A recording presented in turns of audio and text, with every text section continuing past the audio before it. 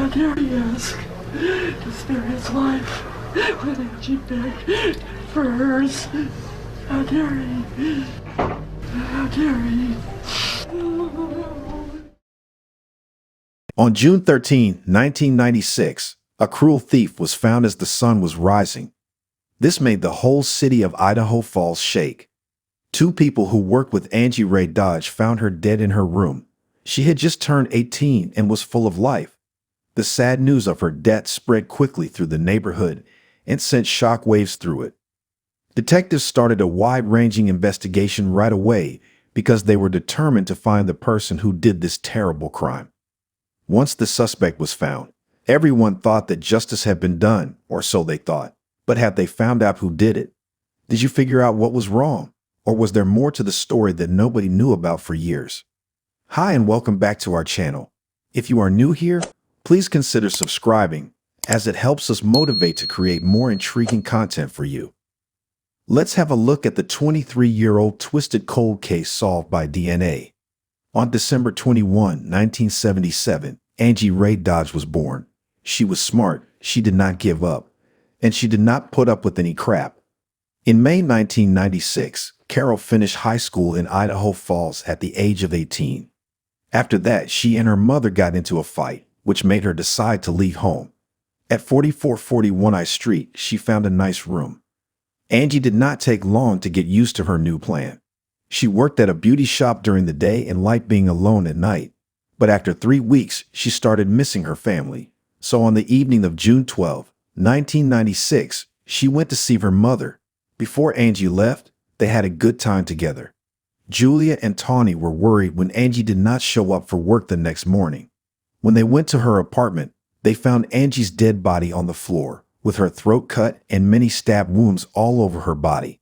When the cops were told about the crime, they worked hard to find clues. Since there were no signs of a break-in, it seems possible that the killer was someone Angie knew. The Idaho State Crime Lab looked at the bedding and clothes found at the scene.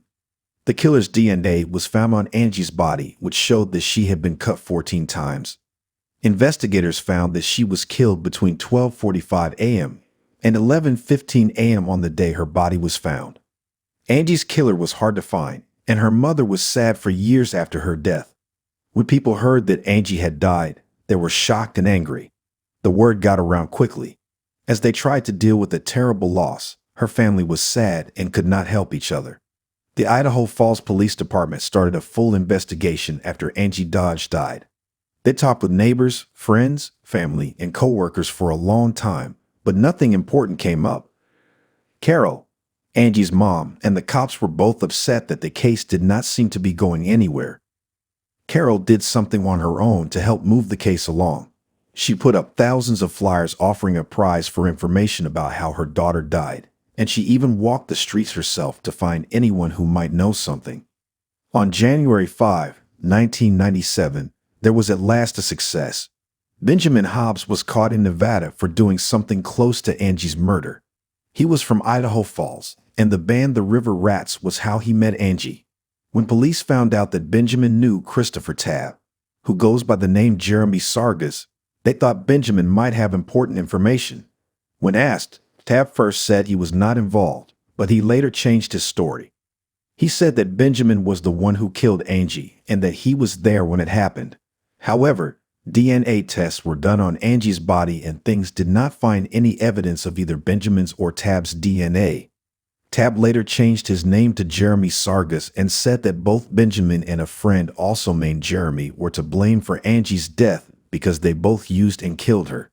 This makes the case even harder, and the agents do not know what to do next. As the probe went on, it became clear that Tabb's story was not true. Even though the police asked a lot of questions and did several lie detector tests, they did not get enough proof. On January 27, 1997, the negative DNA test result for Jeremy dealt a blow to the case against him. On January 29, angry prosecutors took away Tabb's deal of protection and said he would lie. On January 29, Tabb chose to go to the scene of the crime without his lawyer. Tabb made one last change to his story to try to clear his name. He said that a guy named Mike was the one who killed Angie. This made it hard for the cops to figure out what was going on because there were different stories and not enough information. But on January 30, 1997, Tab finally told the truth when he took another lie detector test. He said that Benjamin had forced him to join the attack on Angie by threatening him. On February 3, 1997, Tab was charged with first-degree murder and using a risky tool in the crime.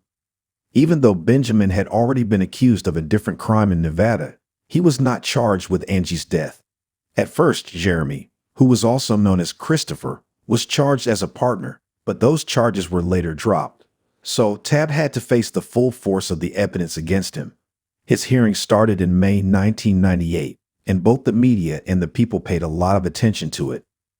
Throughout the trial, Tab always said he was not guilty and pointed out that the DNA evidence did not fit his. Even though Tab said what he did under pressure, the judge decided that it could still be used against him in court. During the trial, a surprise witness named Destiny Osborne said that she heard Tab and Benjamin talking about Angie's murder at a party not long after it happened. Even though Tab's defense team made strong points, and there was no DNA proof linking him to the crime, the jury still found him guilty. Still, the judge did not give Tab the death punishment. Instead, he gave Tab a sentence of 30 years to life in prison. Even though there was no DNA proof linking Tab to the crime, Carol was still sure he was not guilty. She was determined to find out what happened and do what was right. The killer's DNA was finally put into a national crime database in 2009, but there were no hits. Carol found a DNA testing company in Florida that did something new called family DNA testing. A biological DNA expert named Dr. Greg Hampton and the Idaho Innocence Project looked at Tab's case again. Even though it might be illegal, Hampton came up with a risky plan to put the DNA sample from the crime scene on a public website. This new piece of information led to a DNA match on Ancestry.com, which pointed to Michael Ursi Sr. as a possible suspect. The story then turned to his son, Michael Ursi Jr., who lives in New Orleans but has ties to Idaho. Michael Jr. became a person of interest in Angie's murder because he likes to make dark movies. But later DNA tests showed that his DNA did not match the proof from the crime scene. The investigation hit another dead end, but Carol did not give up on trying to find the real killer. During Tab's long questioning, Carol became less sure that he was guilty because his answers did not make sense. She asked Stephen Dreisen, Tab's lawyer who specialized in fake claims, for help. In 2015, a private investigator found proof against Tab that was weak and came from forced confessions. Even with this new information, Tab was still found guilty of murder. In 2016, Tab's lawyers asked for a new trial because there was new DNA proof that could show he was innocent. The community came together to support Tab, putting more pressure on his lawyer to change his mind. Tab finally got out of jail in March 2017, but the stigma of his past sentence stayed with him. In 2018, a family member named Cece Moore pointed the finger at Brian Dripps as a possible suspect. The search for the real person who killed Angie went on.